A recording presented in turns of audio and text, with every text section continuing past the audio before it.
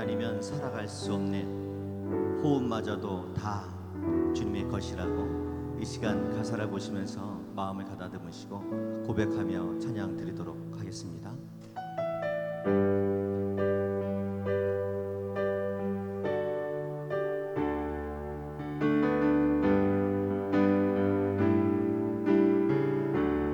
은혜 아니면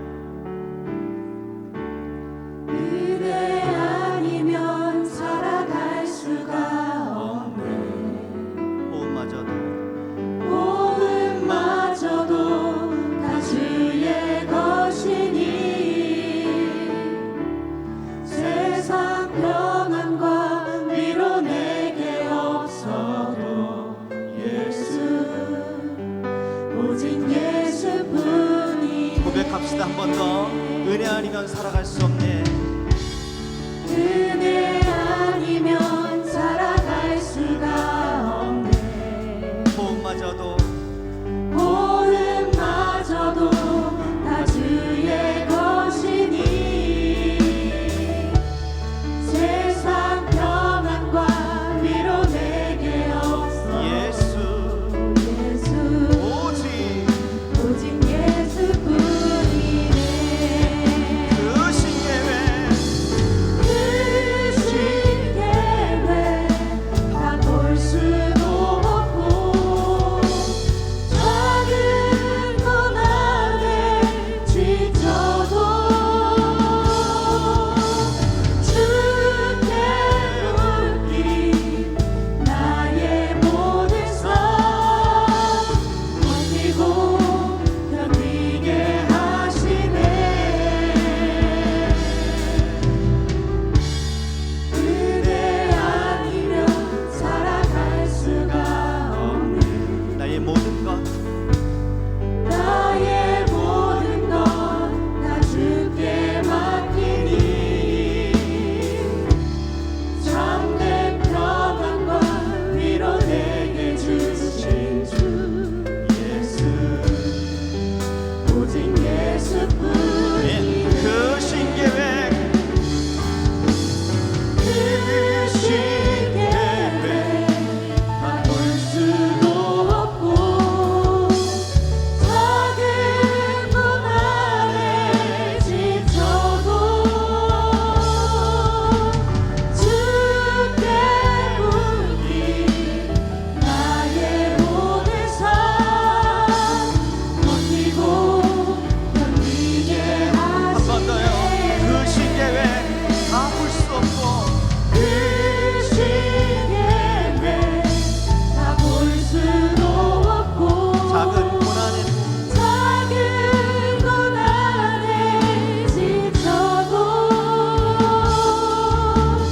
주께 맡긴 나의 모든 삶 버티고 견디게 하시네.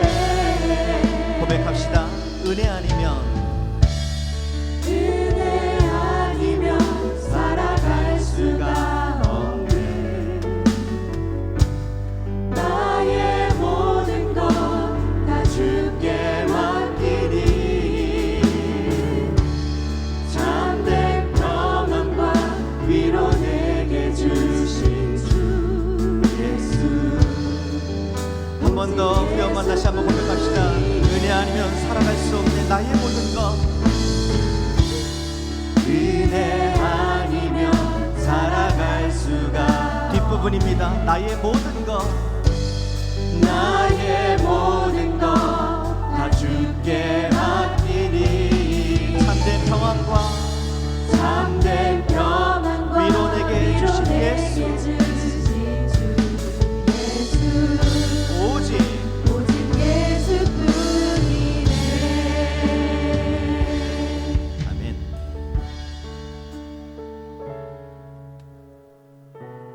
어저께 저녁에 김밥을 사는데 옆집이 너무너무 장사가 잘 되더라고요.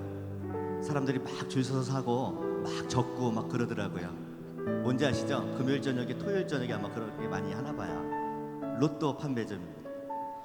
저도 처음 봤는데 그렇게 많은 사람들이 사더라고요. 제 아내가 우리도 살까 그러더라고요. 김밥 사러 왔는데 로또를 살까? 제가 순간 아담과 하와가 생각났습니다. 유혹을 하는 거죠. 저는 하와와 같이 하와에 넘어가지 않고 안 샀습니다. 그리고 설명을 했죠. 확률이 굉장히 낮다고. 나중에 확률을 찾아보니까 0.0000이 뒤에 6개고 8이더라고요. 확률이 그래요. 800만 분의 1의 확률을 가지고 많은 사람들이 세상 것을 쫓아서 가고 있더라고요. 이 시간 우리는 100%의 확률을 가지고 앉아 있습니다. 하나님이 은혜 주시는, 하나님이 함께 하시는 것 100%입니다. 이 시간 그 하나님만 바라보면서 찬양했으면 좋겠고요. 하나님만 바라보면서 예배 드렸으면 좋겠습니다. 옆에 분들 한번 인사하시죠. 하나님의 은혜입니다. 네, 영광의 주님 찬양하세, 찬양하세. 두 곡을 연속해서 부를 텐데 박수 치면서 찬양 부르도록 하겠습니다.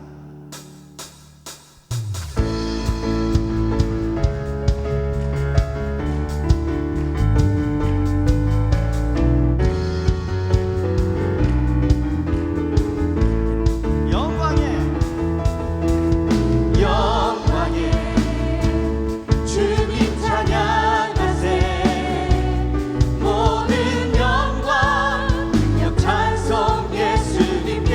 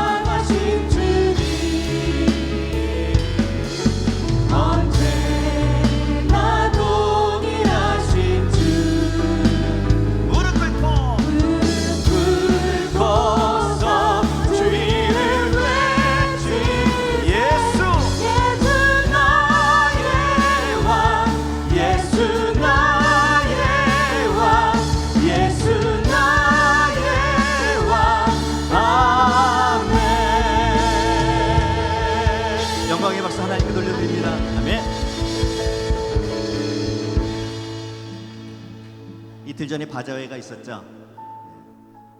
몸이 굉장히 힘든 분들도 많이 계실 거예요. 임원들, 또 각 팀장님들, 또 뒤처리하시는 준비부들 많이 힘드실 텐데, 그럼에도 불구하고 이 시간 우리가 충성된 자로서 오늘 마지막 설교 말씀을 듣는데, 충성된 자로서 설레면은 제가 생각할 때는 우리가 가지는 시간들, 물질들, 또 건강, 또 우리의 중심들 다 하나님 앞에 드렸을 때에 하나님께서 그것을 통해서 일하시고 충성된 자라고 말씀하시는 것 같습니다.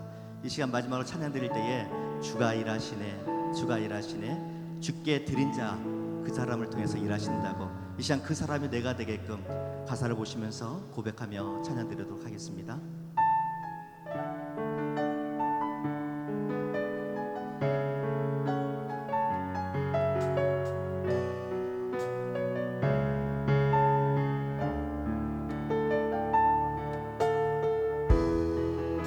날이 저물어 갈 때, 날이 저물어 갈 때, 빈들에서 걸을 때, 그때가 하나님의 때.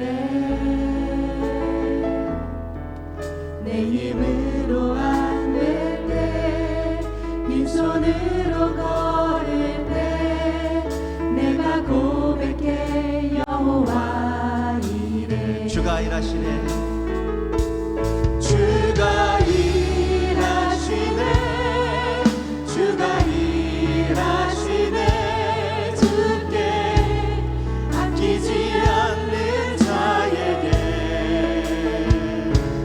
주가 일하시네, 주가 일하시네, 신뢰하며 걷는 자에게. 우리 모인 우리 모인 이곳에 주님 함께 계시네, 누리네 아버지 은혜. 적은 떡과 물고기, 적은 떡과 물고기, 내 모든 걸 드리고 모두 고백해 모든 것 여호와 이래. 여호와 이래. 다시 한번 우리 모인 우리 모인 이곳에 주님 함께 계시네, 누리네 아버지 은혜.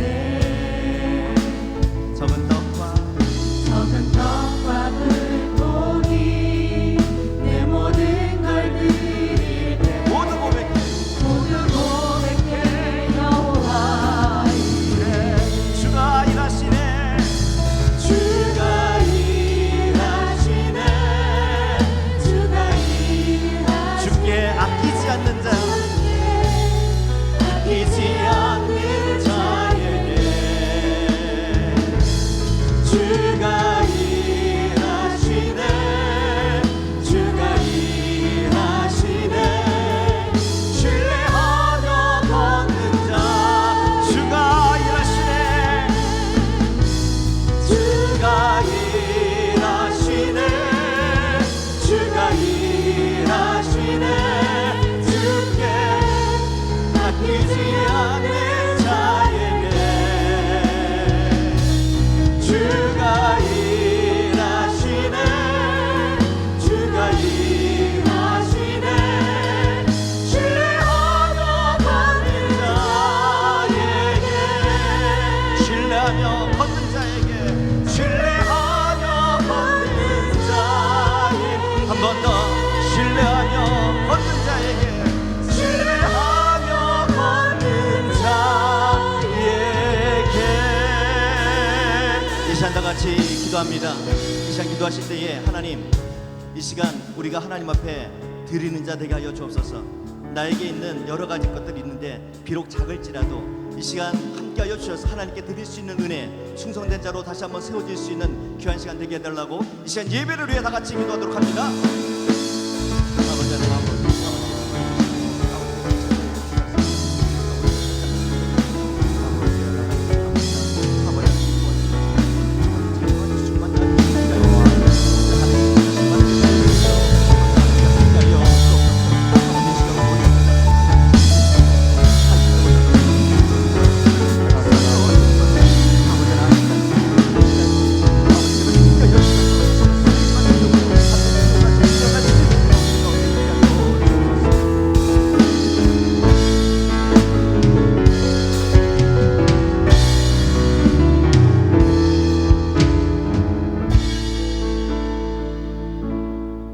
9월 마지막 주일입니다. 기쁨과 감사한 마음으로 하나님 앞에 예배를 드리겠습니다.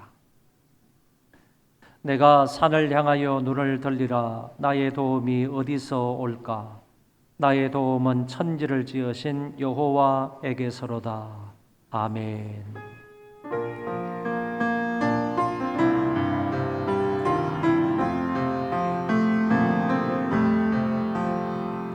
왕이신 나의 하나님, 내가 주를 높이고 영원히 주의 이름을 성축하리이다.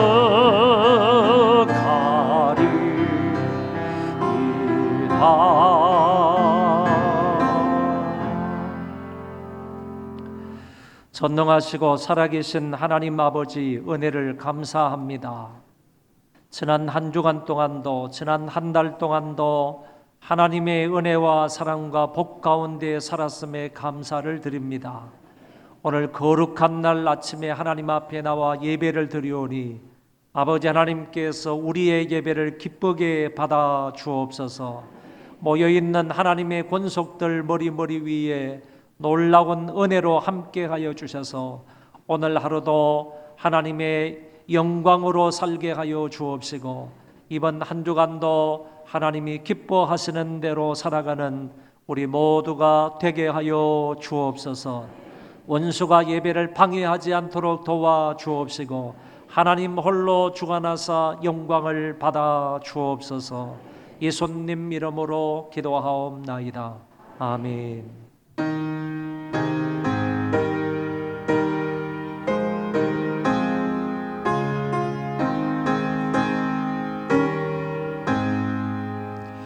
만입이 내게 있으며 그 입 다 가지고 내 구주 주시는 종을 누굴 찬송하겠니.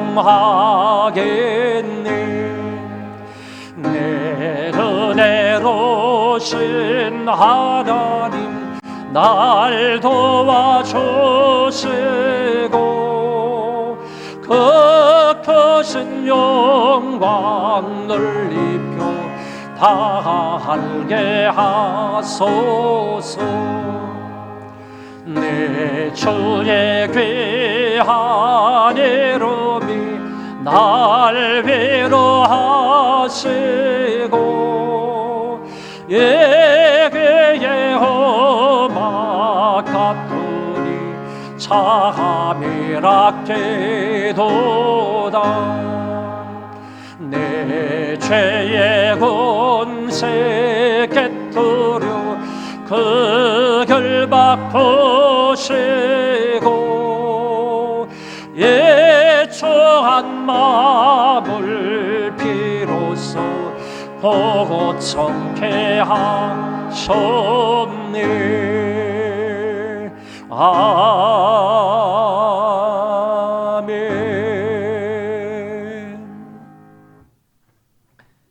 나는 전능하신 아버지 하나님 천지의 창조주를 믿습니다.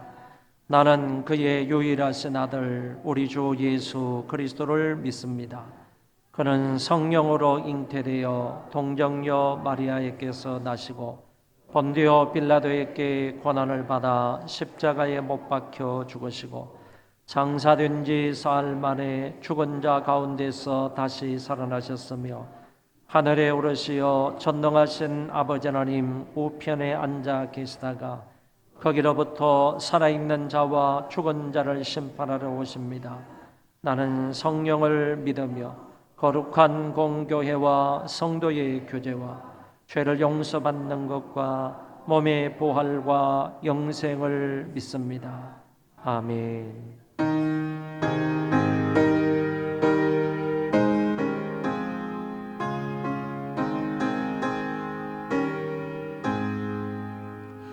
내 평생 소원이 그뿐 주의 일하다가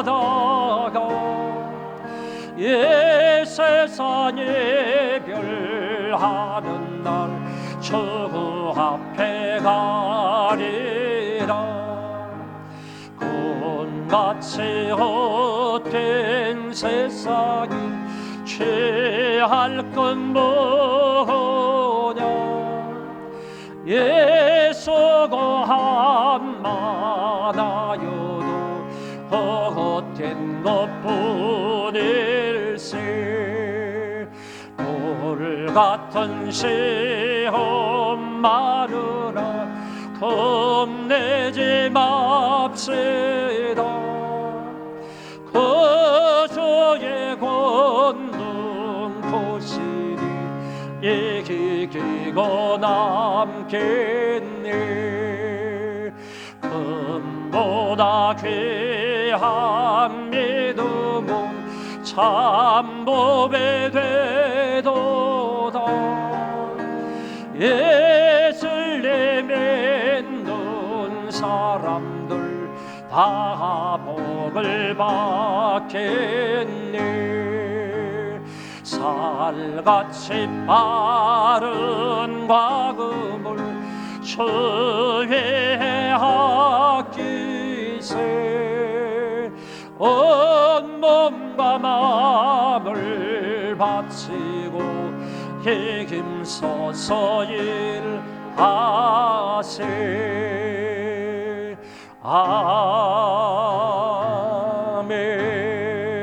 아멘. 우리의 생사화복을 주관하시는 하나님 아버지 은혜를 감사합니다. 하나님 아버지 섭리 가운데 오곡백과가 무르익는 가을의 절기를 주심을 감사드립니다. 9월 마지막 주일 하나님 앞에 나와 드리는 예배가 신령과 진정으로 드리는 귀한 예배가 되게 하옵시고 홀로 영광 받아 주시옵소서. 아멘. 지난 한 주간도 세상 삶에 쫓겨 아버지 말씀을 잊은 채 알게 모르게 지은 죄 이 시간을 통해 다 내려놓고 고백합니다.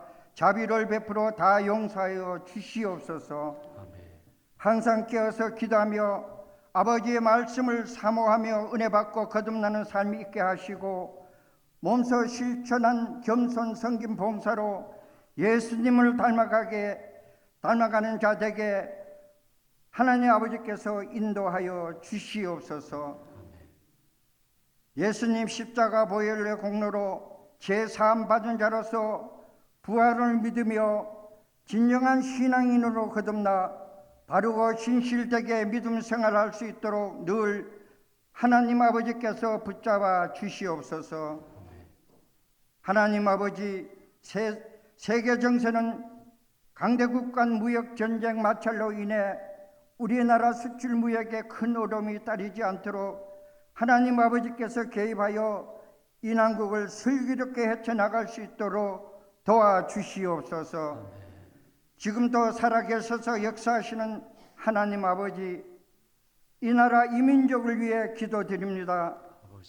정치, 경제, 문화, 사회 각 분야에 임하는 훌륭한 위정자들이 많이 나와서 국민 모두가 희망하는 나라가 세워질 수 있도록 인도하여 주시옵소서.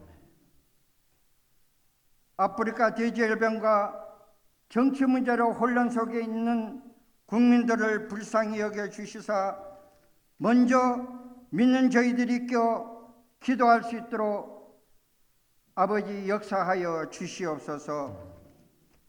하나님 아버지, 북한 동포들을 특별히 기억하여 주시옵소서.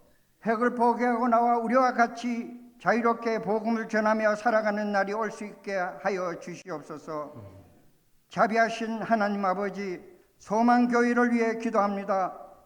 이웃의 소금과 빛의 역할을 잘 감당하는 건강한 교회가 되게 하옵시고 복음 전대에 헌신을 다하는 소망교회가 되게 하옵소서.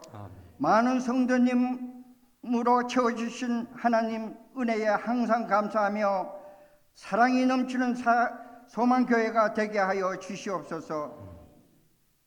사랑을 실천하는 이웃 바자회를 아버지 은혜 가운데 마치게 하여 주심을 감사합니다. 교회 머리가 되시는 하나님 아버지, 이제 담임 목사님으로부터 귀한 생명의 말씀을 듣습니다. 은혜 받고 가는 귀한 시간 되게 하옵시고, 말씀 중심으로 살아가는 소망교회 성도님이 다 될 수 있도록 인도하여 주시옵소서. 세계 각국에 파송된 선교사님들을 기억하여 주십사 복음을 전하는 일에 어려움이 없도록 동행하여 주시고 늘 지켜 주시옵소서. 이 시간 예배에 참석치 못하신 하느님들이 많습니다. 빠른 쾌유를 위해 하나님 아버지께서 함께하여 주시옵소서. 이 모든 말씀 걸어가신 예수님 이름으로 기도드리옵니다. 아멘.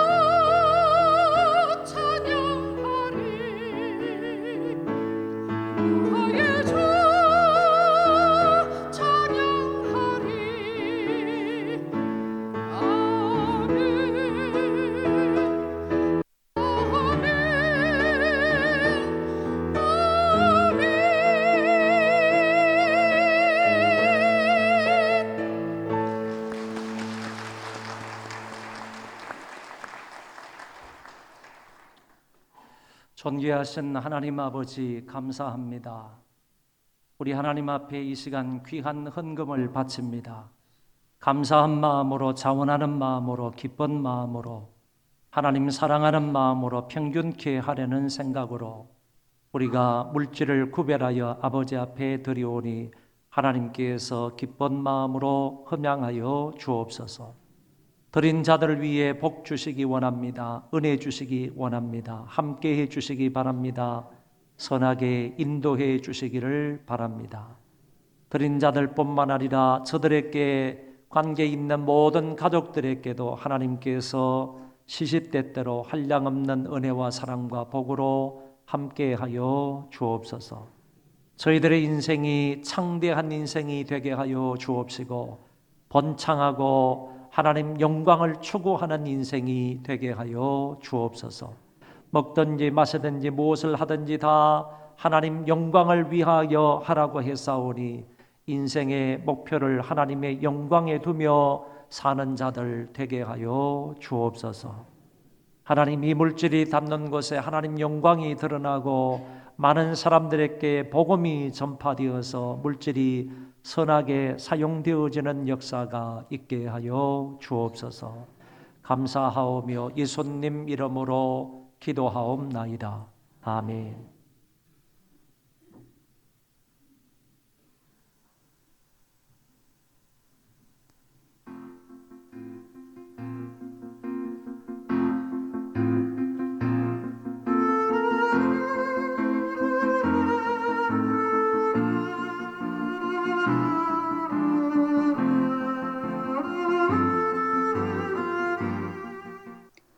9월의 다섯째 주 소망 뉴스를 전해드리겠습니다. 첫 소식입니다. 9월부터 수요 어머니 기도회가 시작되었습니다. 많은 참여 부탁드립니다. 지난주 화요일에는 총회 원로 은퇴 목사님 113분을 모시고 식사 대접과 교통비를 드렸습니다. 협조해 주신 여러분들께 감사를 드립니다. 지난 금요일에 사랑의 바자회는 은혜 가운데 잘 마쳤습니다. 총 수입금은 약 1,800만 원 정도입니다. 전액 불우한 이웃을 돕도록 하겠습니다. 오늘 오전 11시 20분에 2층 학생부실에서 노년부 모임이 있습니다.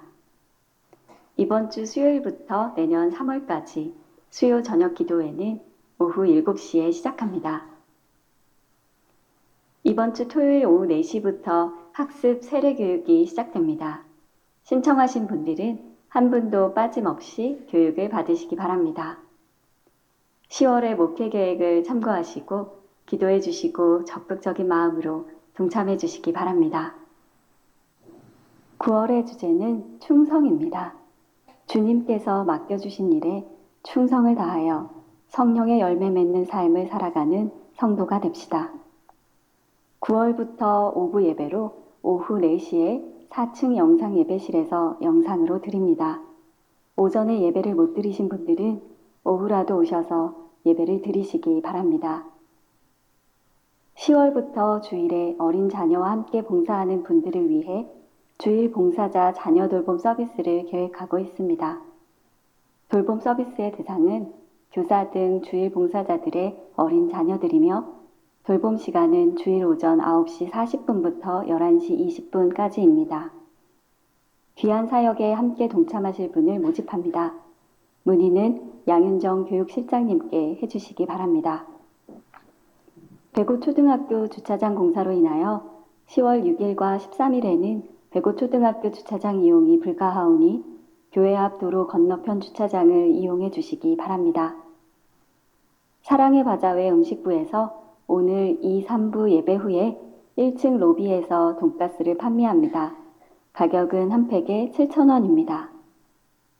담임 목사님의 설교집 및 기타 저서를 1층 로비에 비치해 놓았으니 필요하신 분들은 가져가시고 신앙생활에 유익이 있기를 바랍니다.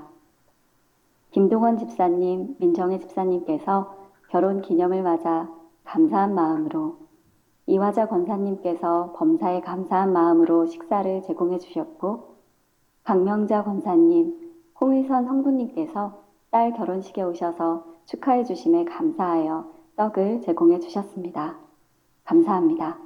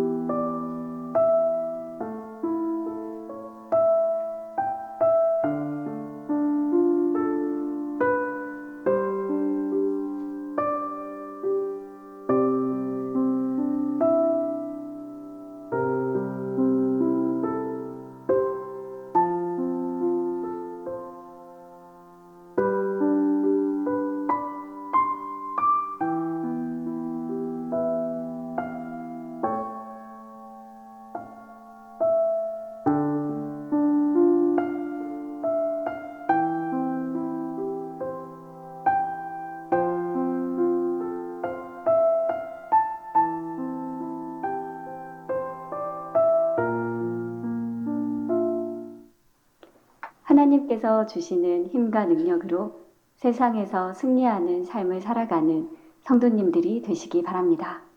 행복한 주일 되세요. 고맙습니다.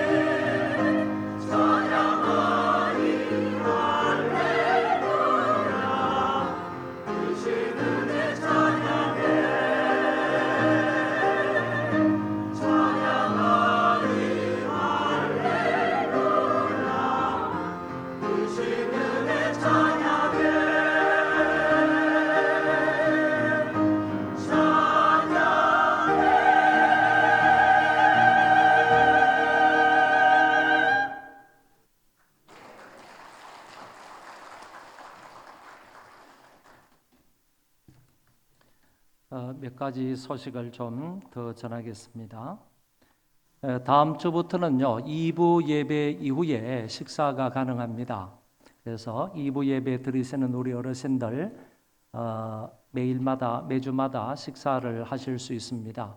11시 20분부터 식사가 가능한데 단 2부 예배 마치고 나서 식사를 하시는 분들을 위해서는 차량 운행이 되지를 않습니다. 그러니까 그거는 양지를 하셨다가 차량 운행을 하게 되면 아주 이게 3부 예배하고 연결이 되어 있어가지고 아주 복잡합니다. 그래서 차량 운행은 기존대로 하되 2부 예배 이후에 11시 20분에 식사를 하고 가실 분들은 누구든지 간에 식사를 하고 가시면 되겠습니다.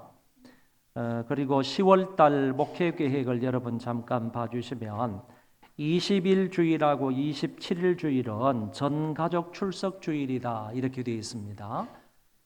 요거를 좀 더 다른 말로 하면 무결석 주일이다 이렇게 표현할 수 있습니다.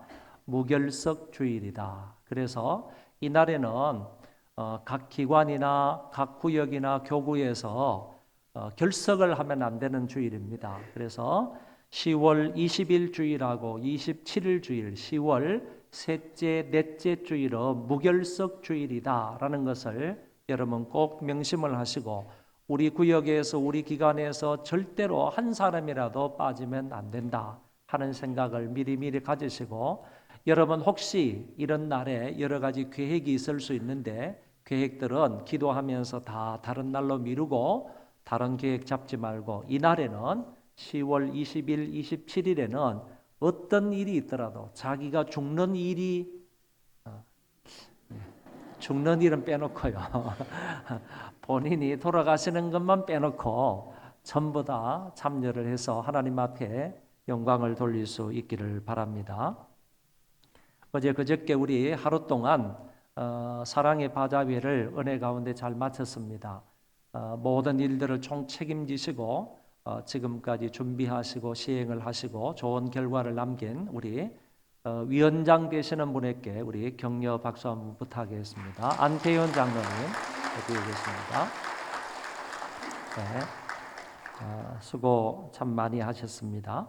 결혼식 안내를 해드리는데 여러분 보시면 그 방건웅 청년하고 김지연 청년이 이번 주 토요일 날 10시에 안산에서 결혼식이 있고 그날 12시 30분에는 또 송도에서요 양만철 성도 김정희 자매님 또 두 분이 결혼식이 있습니다. 그래서 안산에서 10시에 결혼식을 하고 다시 또 송도에 가서 12시 반에 결혼식을 이렇게 하는데 여러분들 형편껏 많이 참여해 주시고 또 축하해 주시면 대단히 감사하겠습니다. 하나님 말씀 보겠습니다. 창세기 45장입니다. 창세기 45장 1절부터 15절까지 제가 봉독하겠습니다.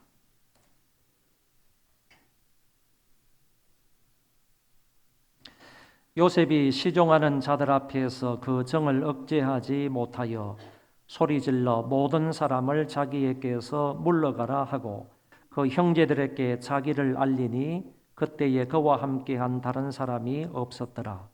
요셉이 큰 소리로 우니 애굽 사람에게 들리며 바로의 궁중에 들리더라. 요셉이 그 형들에게 이르되 나는 요셉이라. 내 아버지께서 아직 살아계시니까.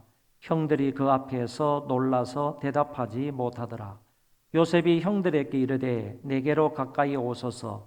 그들이 가까이 가니 이르되 나는 당신들의 아우 요셉이니 당신들이 애굽에 판 자라. 당신들이 나를 이곳에 팔았다고 해서 근심하지 마소서. 한탄하지 마소서. 하나님이 생명을 구원하시려고 나를 당신들보다 먼저 보내셨나이다. 이 땅에 2년 동안 흉년이 들었으나 아직 5년은 밭가리도 못하고 추수도 못할지라. 하나님이 큰 구원으로 당신들의 생명을 보존하고 당신들의 후손을 세상에 두시려고 나를 당신들보다 먼저 보내셨나니 그런즉 나를 이리로 보내니는 당신들이 아니요 하나님이시라. 하나님이 나를 바로에게 아버지로 삼으시고 그 온 집의 주로 삼으시며 애굽 온 땅의 통치자로 삼으셨나이다. 당신들은 속히 아버지께로 올라가서 아뢰기를 아버지의 아들 요셉의 말에 하나님이 나를 애굽 전국의 주로 세우셨으니 지체 말고 내게로 내려오사 아버지의 아들들과 아버지의 손자들과 아버지의 양과 소와 모든 소유가 고센 땅에 머물며 나와 가깝게 하소서. 흉년이 아직 5해가 있으니 내가 거기서 아버지를 봉양하리이다. 아버지와 아버지의 가족과 아버지께 속한 모든 사람에게 부족함이 없도록 하겠나이다 하더라고 전하소서. 당신들의 눈과 내 아우 베냐민의 눈이 보는 바 당신들에게 이 말을 하는 것은 내 입이라. 당신들은 내가 애굽에서 누리는 영화와 당신들이 본 모든 것을 다 내 아버지께 아뢰고 속히 모시고 내려오소서 하며 자기 아우 베냐민의 목을 안고 우니 베냐민도 요셉의 목을 안고 우니라. 요셉이 또 형들과 입맞추며 안고 우니 형들이 그제서야 요셉과 말하니라. 아멘.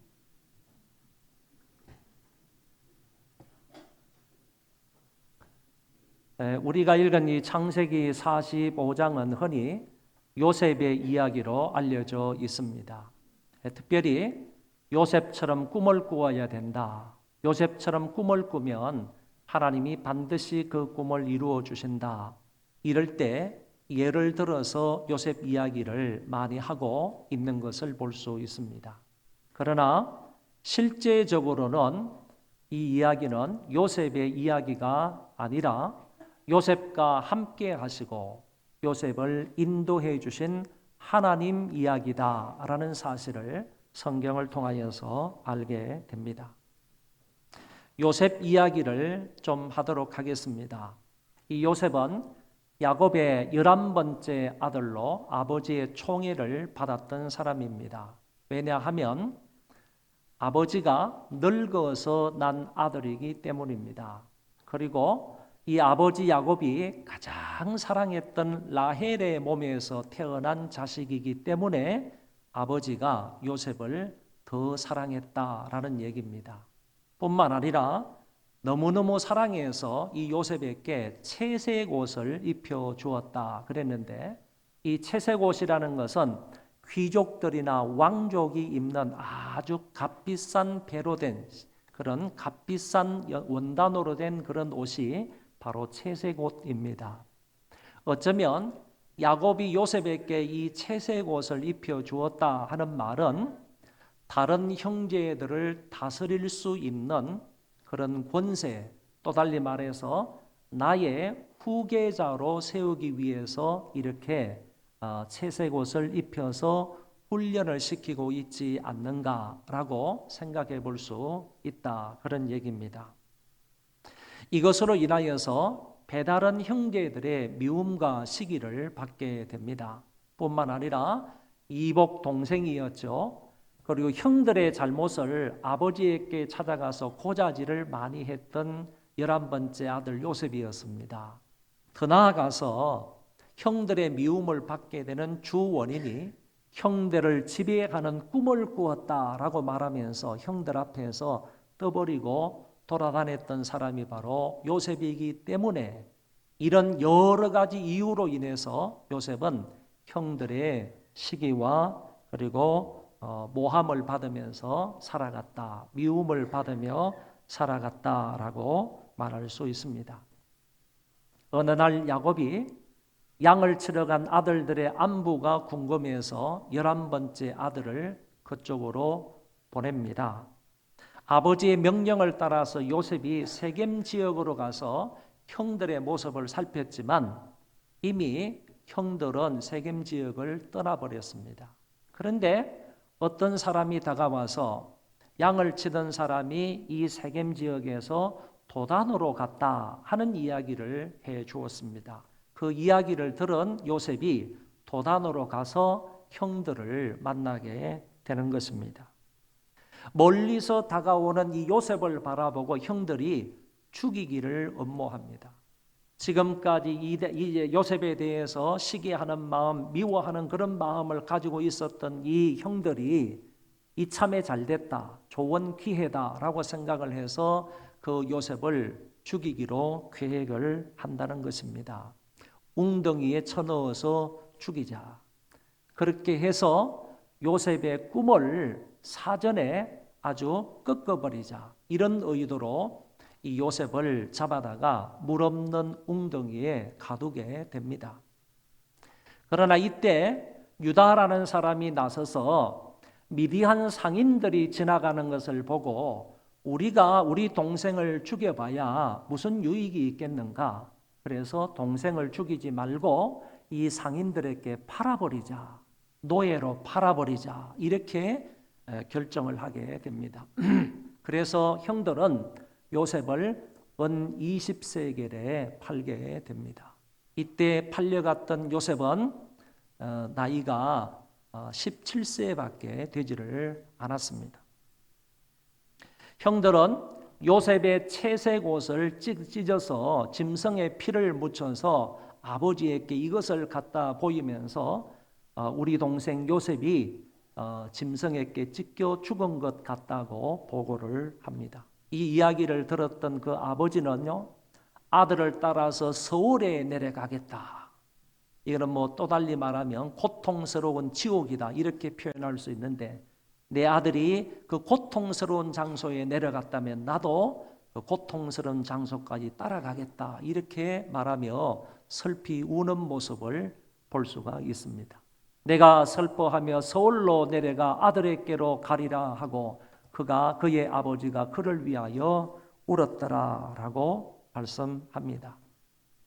한편 요셉은 애굽 왕의 친위대장 보디발의 집으로 팔려가게 되었습니다. 보디발의 집에서 충성스럽게 일하다가 마침내 그 가정 총무일을 보게 되었습니다.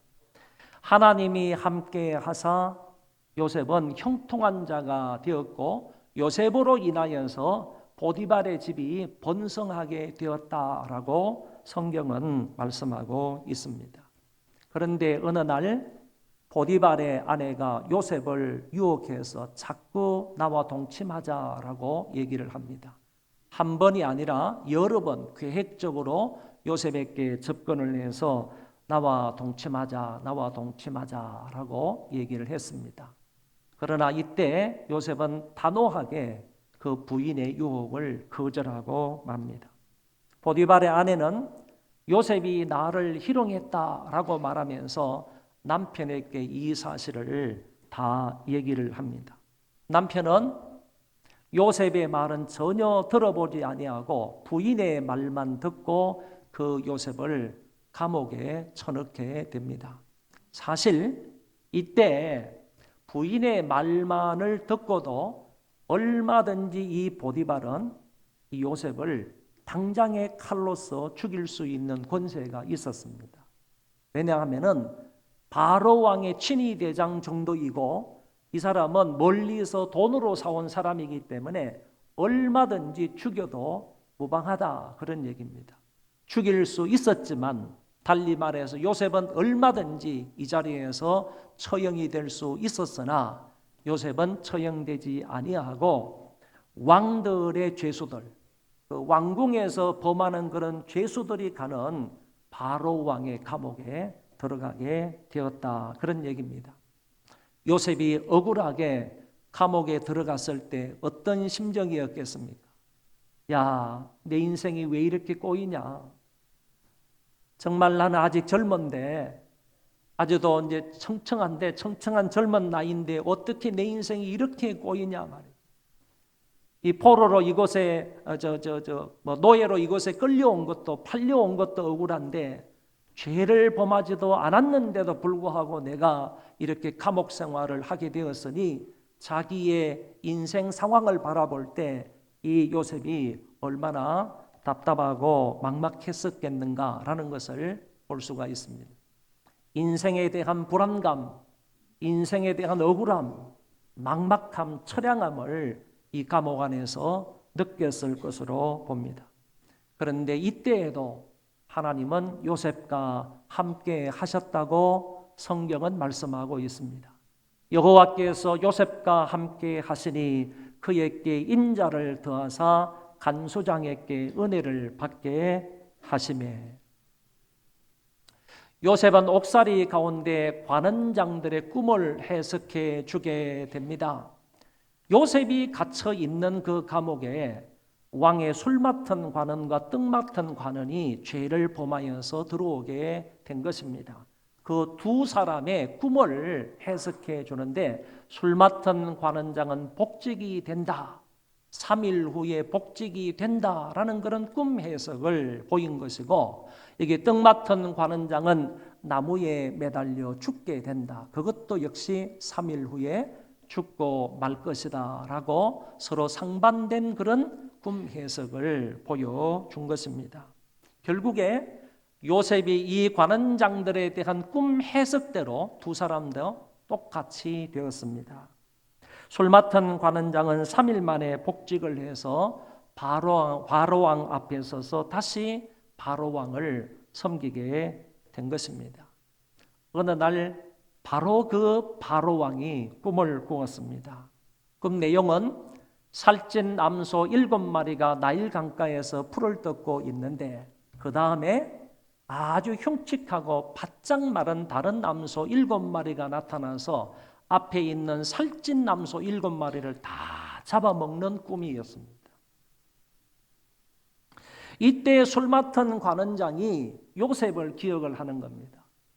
어쩌면 바로왕은 꿈을 꾸고 나서 이 꿈 해석을 보일 자를 찾았을 것입니다. 이 이집트 전역에 살고 있는 박수들을 다 불러가지고 자기의 꿈을 해석해 보라고 말했을 수도 있습니다. 그런데 이때 과거에 그 친위대장 그곳에 갇혀 있었을 때에 자기의 꿈을 해석해 줘서 자기의 꿈대로 복직이 되었다는 것을 이 사람이 생각을 하게 된 것입니다. 이때는요 2년이라는 세월이 지났을 때입니다. 그러니까 2년 만에 이 술 맡은 관원장이 요셉을 기억하게 되어서 그 요셉을 왕에게 추천을 하게 되는 것입니다. 요셉은 죄수복을 벗어던지고 왕궁으로 초청을 받아와서 바로 왕의 꿈을 해석해 줍니다. 이 나라가 앞으로 7년 동안 큰 풍년이 있을 것인데 그 다음 7년은 큰 흉년이 있을 것이다. 그런데 후반 7년의 이 기근이라는 것은 극심한 기근이라서 잘 준비하지 않으면 이집트는 망한다 하는 예언적인 그런 꿈 해석을 바로왕 앞에 보이게 되었습니다. 바로는 이렇게 말합니다. 이같이 하나님의 영에 감동된 자를 나는 만나보지 못하였다 라고 하면서 요셉의 꿈 해석을 칭찬하게 되었습니다.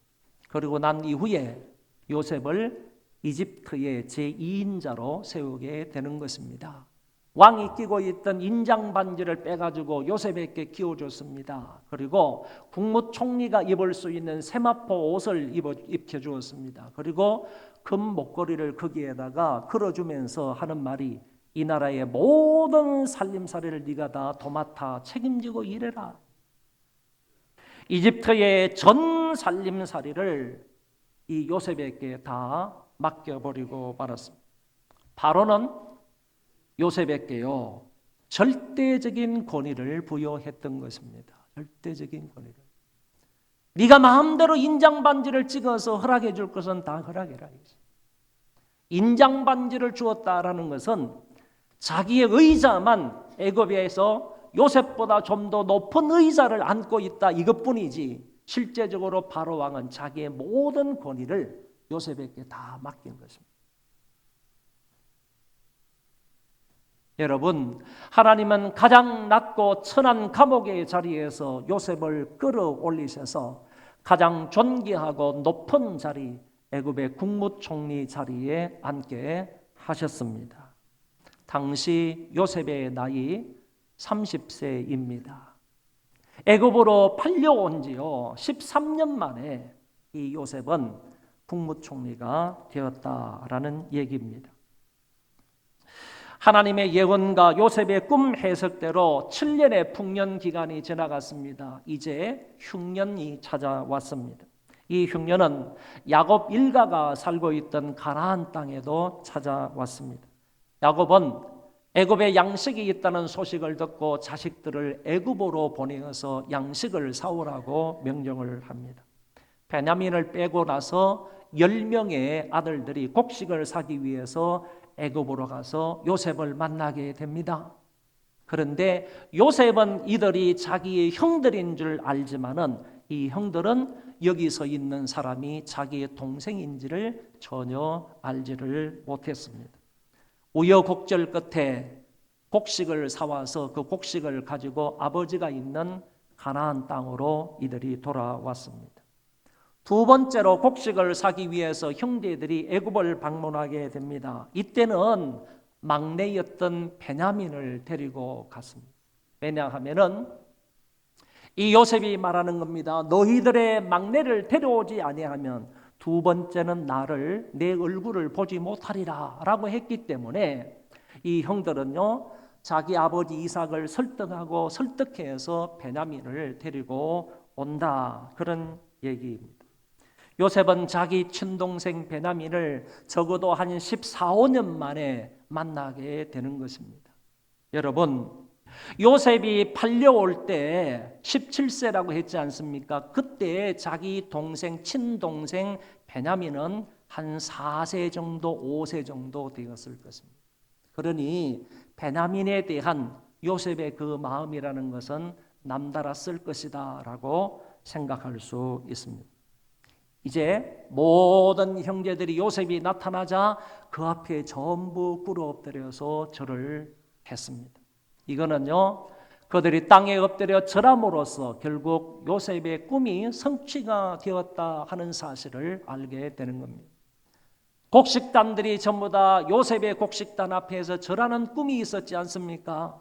해와 달과 열 별들이 다 자기에게 절하는 꿈이 있었지 않습니까? 그 모든 꿈들이 한순간에 이루어지고 있다라는 것을 이 부분을 통해서 알 수 있습니다. 아버지의 안부를 물은 요셉은 동생 베냐민을 보았을 때 만감이 교차했을 것입니다. 왜냐하면 자기 어머니 라헬이 동생 베냐민을 낳다가 돌아가셨어요. 자기 동생 이 베냐민을 낳다가 돌아가셨다. 그 동생이 정말 누구의 젖을 먹고 자라갔는지는 모르지만 4살, 5살 정도 자랐을 때 이 요셉이 그 동생의 얼굴을 보지 못하고 애굽으로 팔려왔지 않습니까? 14, 15년 만에 이걸 만난 거예요.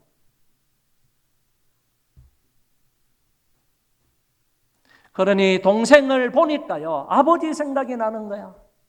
동생을 보니까 동시에 어머니 생각이 나는 거야. 라헬 생각이 나는 거야. 그리고 같이 살던 옛날 모습들이 생각이 났습니다. 요셉이 동생 베냐민을 상봉했을 때요 대성통곡하며 우는 것입니다. 요셉이 아우를 사랑하는 마음이 북받쳐 급히 울 곳을 찾아 안방으로 들어가서 울었다. 한참 울다가 그 정을 억제하고 나와서 형제들과 함께 저녁 식사를 하게 되는 것을 볼 수 있습니다. 요셉은 이때 청지기들에게 말합니다. 형제들의 자루에는 양식을 가득가득 채우고 그리고 가지고 온 돈까지 그 자루에다가 채워라. 그리고 베냐민의 자루에는 곡식을 잔뜩 채울 뿐만 아니라 베냐민의 자루에는 나의 은잔을 거기다가 넣어두라. 이렇게 얘기를 했습니다. 다음날 아침이 되어 형제들은 고향으로 돌아가게 되었습니다. 형제들이 떠나간 후에 요셉은 관리인에게 그들의 뒤를 따라가라 라고 얘기를 합니다. 관리인들이 쫓아가서 그 자루를 전부 다 뒤져보는 겁니다. 너희들이 우리 주인님의 은잔을 훔쳐간 자가 있다. 그걸 전부 다 조사를 해보니까 요셉의 베냐민의 자루에다가 거기 보니까 베냐민의 자루에 은잔이 들어있는 것입니다. 그래서 그 관리인이 모든 사람들을 붙들어다가 다시 요셉 앞에 세우게 됩니다. 요셉은 다른 것은 문제 삼지 않고 베냐민을 붙들어 놓겠다는 겁니다. 너희들은 양식을 가지고 너희 아버지 집으로 돌아가라. 이렇게 말했는데 이때에도 유다라는 사람이 나서는 겁니다. 나서서 베냐민과 우리 아버지 사이의 관계가 어떤 관계인지를 요셉 앞에서 설명을 하는 거예요. 그러면서 차라리 우리가 이 자리에 종으로 남아 있을 테니까 이 베냐민만은 아버지의 품으로 돌려보내달라고 애원을 하는 것입니다. 자기들은 베냐민을 빼놓고는 절대로 아버지에게 돌아갈 수가 없다라고 이 형제들은 얘기를 했습니다. 자초지정의 이야기를 다 들은 요셉은 그 마음을 억누를 수가 없었어요. 그 마음이 그냥 북받쳐 오르는 겁니다. 모든 애굽 사람들을 다 물러가게 했습니다. 그리고 그 형제들 앞에서 드디어 내가 요셉입니다. 형제들이요, 당신들이 판 내가 그 요셉. 요셉이 자기가 요셉임을 밝히고 난 이후에 대성통곡을 했습니다. 요셉의 그 통곡 소리가요, 애굽 사람들에게 들렸어요. 왕궁에까지 들렸다. 요셉이 이렇게 자기 자신을 밝혔을 때 이 이야기를 듣고 있던 그 형제들의 마음이 어떠했겠습니까? 어리벙벙했을 것입니다. 이게 꿈인가 생시인가 헷갈렸을 것입니다. 자기들이 팔았던 그 요셉이 여기 앉아있는 국무총리라는 얘기를 듣고요, 두려움과 공포를 느꼈을 수도 있습니다. 이제 우리는 어떻게 될까? 이제 우리는 어떻게 될까? 저 사람을 우리가 팔았는데 팔았던 우리는 어떻게 될까? 자신들을 생각하며 안절부절하고 있었을 것입니다. 여기까지만 이야기를 하고 요셉의 스토리를 통해서 저는 다음과 같이 세 가지를 살펴보도록 하겠습니다. 첫째는 요셉은 이 모든 일을 하나님이 하셨다고 고백을 합니다. 여러분, 아버지가 요셉에게 형들의 안부를 물어오라고 한 일이 있었지 않습니까? 어떤 사람이 형들이 있는 곳을 알려주었지 않습니까? 성경에 가만히 보면 요셉이 우리 형들 못 봤습니까? 형들이 있는 곳을 좀 가르쳐 주세요. 이렇게 말한 적이 없습니다. 그런데 방황하고 있을 때 어떤 사람이 요셉에게 다가와가지고 양치던 사람이 이 세겜에서 도단으로 갔다라는 사실을 이야기해 주더라는 거지. 어떤 사람이 형들 있는 곳을 가르쳐 주었습니다. 형들이 요셉을 죽이려다가 상인에게 노예로 판 일이 있었지 않습니까? 죽이려고 하는데 죽이지 아니하고 차라리 그냥 지나가는 상인들에게 팔자. 마침내 미디안 상인들이 그때 그 자리를 지나가고 있었다는 얘기입니다. 팔려간 곳이 당시에 전 세계적으로 최고의 강한 나라 애굽이었습니다. 그리고 보디발 집의 종으로 팔려가게 되었습니다. 죄를 범하지도 않았는데 요셉은 억울하게 감옥살이를 하게 된 일, 감옥에서 술 맡은 관원을 어떻게 만납니까? 그 술 맡은 관원을 만나서 그 관원의 꿈을 해석해 주었던 일, 왕의 꿈을 해석하고 애굽의 국무총리가 한꺼번에 갑작스럽게 된 일들, 이거를 생각하면요, 절대로 이 모든 일들은 우연이 아닌 하나님의 섭리와 계획이었다는 사실입니다. 어떤 사람이 요셉의 이 인생 스토리를 옷으로 이렇게 표현한 것을 읽어보았습니다. 태어나서는 우리식으로 말하면 베넷 저고리라는 옷을 입습니다. 조금 자라다가는 아버지로부터요, 귀하고 왕족이나 귀족이나 입을 수 있는 이런 채색 옷을 남들에게 입게 됩니다. 그리고 나서는 애굽의 노예로 팔려가서는 노예의 옷을 입고 열심히 땀을 흘리면서 일을 합니다. 죄가 없는데도 불구하고 죄수의 몸이 되어서 죄수복을 입고 살아갑니다. 그러다가 마지막에 국무총리가 입는 세마포 옷을 입고 높은 정치인 통치자가 되는 것을 볼 수 있습니다. 중요한 것은 인생의 매듭매듭마다, 요셉의 인생 위기마다요, 그때마다 입는 옷은 달라졌을지라도 그때마다 하나님은 항상 요셉과 동행하셨다는 말씀입니다. 요셉은 알고 있는지 모르는지, 느꼈는지 느끼지 못했는지는 모르지만 그 인생의 위기 순간, 인생의 매듭마다 하나님께서 요셉과 동행을 하셨습니다. 요셉의 인생에 하나님의 직접적인 개입이나 역사를 성경이 직접적으로 구체적으로 말씀하고 있지는 않지만 요셉은 이 사실을 분명히 느끼고 인식하고 있었다고 봅니다. 그 다음 성경을 보면 그렇습니다.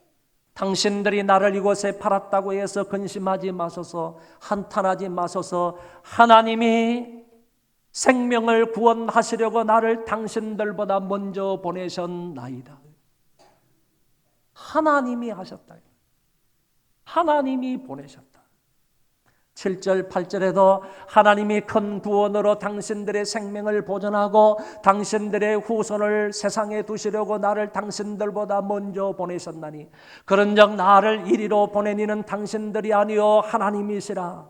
하나님이 나를 바로에게 아버지로 삼으시고 그 온 집의 주로 삼으시며 애굽 온 땅의 통치자로 삼으셨나이다. 결국에 이 성경 구절을 근거해서 말할 때 하나님이 나를 이곳에 보내셨고 하나님이 나를 이 자리에 세우셨다. 할렐루야. 하나님이 하셨다고 요셉은 고백하고 있는 거예요.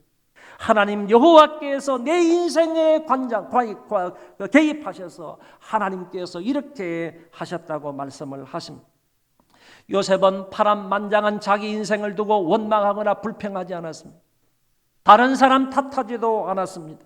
자신의 모든 인생은 하나님이 주관하시고 동행하시고 인도해 주시고 세워주셨다고 고백하고 있습니다. 두 번째는 요셉은 하나님이 이렇게 하신 목적을 이야기하고 있습니다. 성경을 읽어보면 하나님이 왜 나를 이곳에 보내셨느냐, 그 목적이 무엇인가 라는 것을 말씀하고 있더라는 것입니다.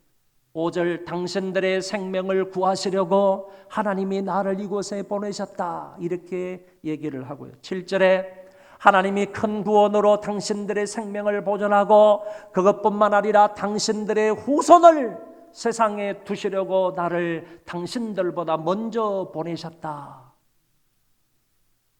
여러분, 이 말은 야곱의 가족들뿐만 아니라 그의 후손인 이스라엘 사람들의 생명을 이 세상에 두시려는 목적으로 하나님이 나를 이곳에 보내셨다, 그런 얘기가 됩니다. 하나님께서 오래전에 아브라함에게 언약을 하셨습니다. 너의 후손이 하늘의 별과 같이 많아지게 될 것이고 바닷가의 모래알처럼 많아지게 될 것이다. 이거를 하나님께서 말씀을 하셨습니다. 그와 같은 이스라엘의 큰 민족, 대단한 민족을 만드시려고 하나님께서 이런 원대한 목적을 가지시고요, 야곱의 가족, 소수인 그 야곱의 가족을 너의 지도 아래에서 두겠다. 너로 말미암아 하나님께서는 이스라엘 민족을 태동케 하겠다 하는 그런 목적을 말씀하고 있는 것입니다. 요셉의 그늘 아래에서 야곱 일가가 한 민족을 이루어야 하기 때문에 70명, 75명 정도 나중에 애굽에 내려가게 되는데 그 사람을 애굽의 통치 아래, 요셉의 통치 아래 둠으로 인하여서 야곱의 일가가 이스라엘 민족을 형성을 한단 말이에요. 그래서 이스라엘의 큰 민족을, 히브리 민족을 형성케 함으로 인하여서 모세를 통해서 출애굽시키시고 광야 생활을 하시고 여호수아를 통해서 가나안 땅까지 들어가게 하시고 그 땅에서 이스라엘 민족이 열방의 빛으로 만드시기 위해서 그 이스라엘 히브리 민족을 열방의 빛으로 만드시고자 하셔서 하나님께서 미리 일찍이 요셉을 애굽으로 보내셔서 애굽의 국무총리가 되게 하셨다라는 이야기입니다. 마지막 세 번째는 요셉은 이 일에 미리 보냄을 받은 자일 뿐이라고 말합니다. 5절에도 그렇고 7절에도 그렇고 그리고 8절에도 마찬가지 내용입니다. 나를 이리로 보내니는 하나님이시라. 본문에서 요셉은 하나님에 의해서 이 일을 목적으로 미리 보냄을 받은 자일 뿐이라고 자기 자신에 대해서 얘기합니다. 하나님에 의해 보냄을 받은 종일 뿐이라고 고백을 하는 것입니다. 요셉은 자기의 고생담을 이야기하고 있지 않습니다. 억울하고 지긋지긋했던 옥살이를 말하지 않습니다. 하나님의 말씀을 지키려고 내가 그 가운데서 얼마나 노력했는지 아느냐, 이것을 얘기하고 있지 않습니다. 자기로 인해서 보디발의 집이 얼마나 큰 복을 받았는지 이것을 말하고 있지 않습니다.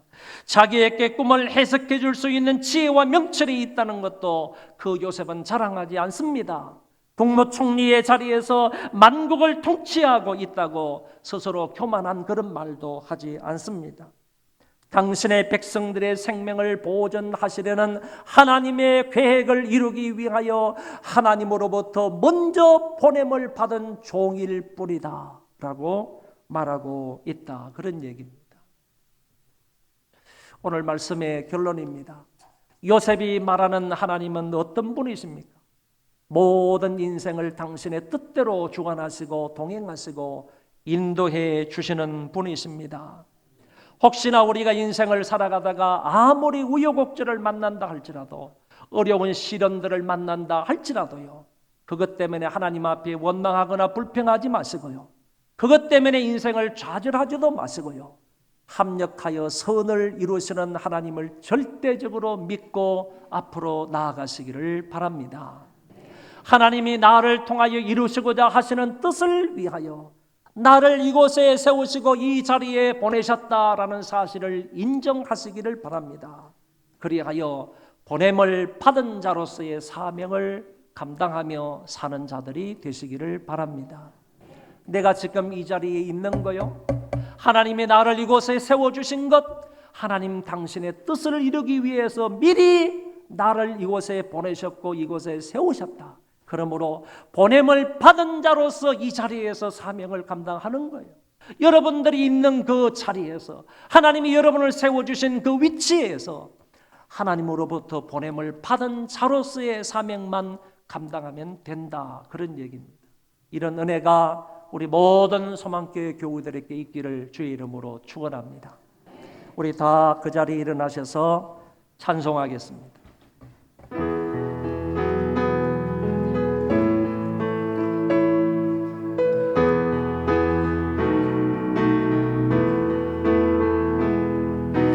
나의 경계에서 나를 도우시는 주, 나의 인생 길에서 지치고 도나요 매일처럼 주저앉고 싶을 때 나를 일어나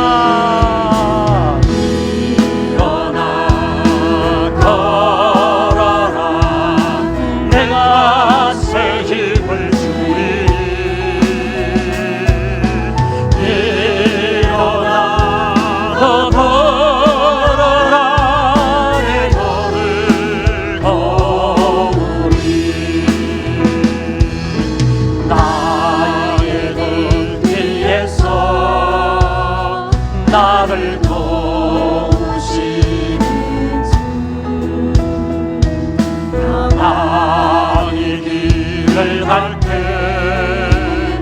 보이지 않아도 지치고 동하여 넘어질 때면 다가와 손 내미시네.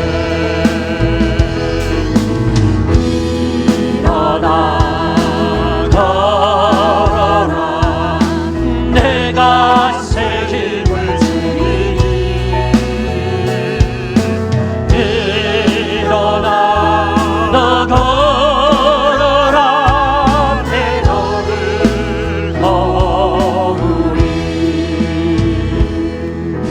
나의 등 뒤에서 나를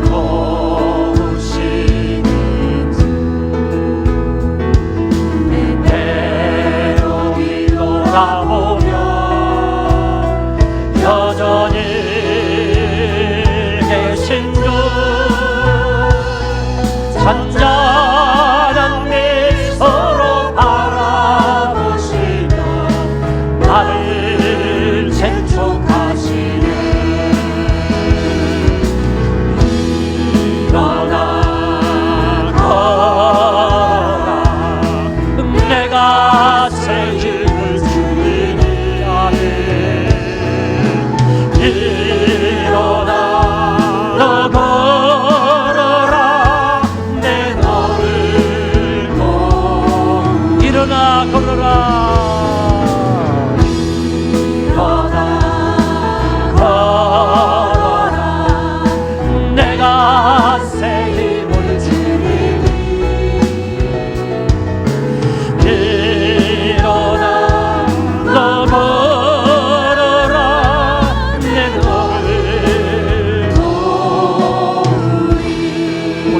말씀을 생각하며 합심해서 동성으로 기도하겠습니다. 자비하신 하나님 아버지, 감사합니다. 오늘 저희들이 하나님의 귀한 말씀을 듣습니다. 우리가 인생을 살아갈 때 욥처럼 요셉처럼 어떤 환난과 시련과 어려운 일을 당한다 할지라도 원망하거나 불평하지 않는 인생들을 되게 하여 주옵시고, 인생의 매듭매듭마다 인생의 위기 때마다 하나님을 절대적으로 의존하며 살게 하여 주옵시고, 합력하여 선을 이루시는 하나님을 의지하며 살게 하여 주옵시고, 하나님 아버지여, 절대적으로 하나님만 의지하고 살아가는 우리들이 되게 하여 주옵시고, 그리할 때 하나님 아버지께는 항상 우리 모든 sinh灵들과 함께하시며 뿐만 아니라 모든 성도들을 붙잡아 인도하여 주시옵소서. 놀라운 하나님 여호와이심을 저희들이 확신합니다. 아버지 하나님께서 저희들을 붙잡아 인도하여 주시옵소서. 나를 향하신 하나님의 그 뜻을 깊이 믿으시고 나를 미리 이곳에 세워주신 분은 하나님 여호와이시며 그 하나님 여호와의 뜻을 이루시기 위하여 나를 이곳에 보내시고 세워주셨다는 사실을 확신하며 그런 삶을 살아가도록 인도하여 주시기를 간절히 바라고 원합니다. 하나님 아버지여, 이 말씀이 은혜가 되게 하여 주시고 깨달아지는 역사가 있게 하여 주셔서 이 말씀 붙들고 한 주간 한 달 동안도 승리하며 살아갈 수 있는 주의 본성을 아버지 하나님께서 함께하시고 도와주시기를 간절히 빌고 원합니다. 교회의 머리가 되시는 주 예수 그리스도의 은혜와 저희들을 사랑하셔서 십자가 위에 예수 그리스도를 보내주신 만극하신 하나님 아버지의 그 사랑하심과 성령님의 위로 교통 역사 충만하심이 9월 마지막 주 2부 예배를 드리고 돌아가는 하나님의 귀한 권속들 머리머리 위에와 저희 자손 만대 위에와 이 땅에서 믿음을 지키며 살아가는 하나님의 모든 권속들 머리머리 위에 이제로부터 영원토록 함께 있을지어다. 아멘.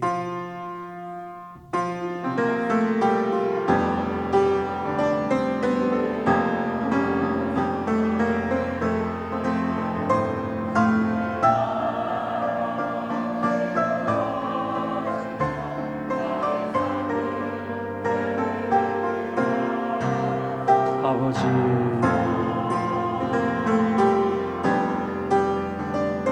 아버지,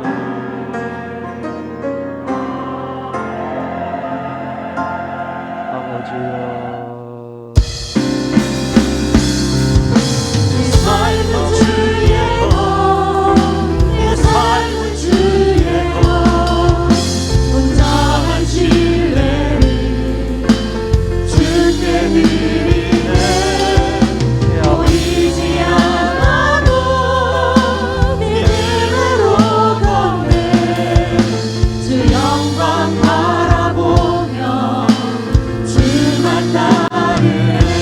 내 삶은 주의 것, 내 삶은 주의 것, 내 삶은 주의 것, 온전한 신뢰를 주께 드리네. 보이지 않아도 믿음으로 걷네. 주 영광 바라보며 주만 따르네. 좁은 길을 따라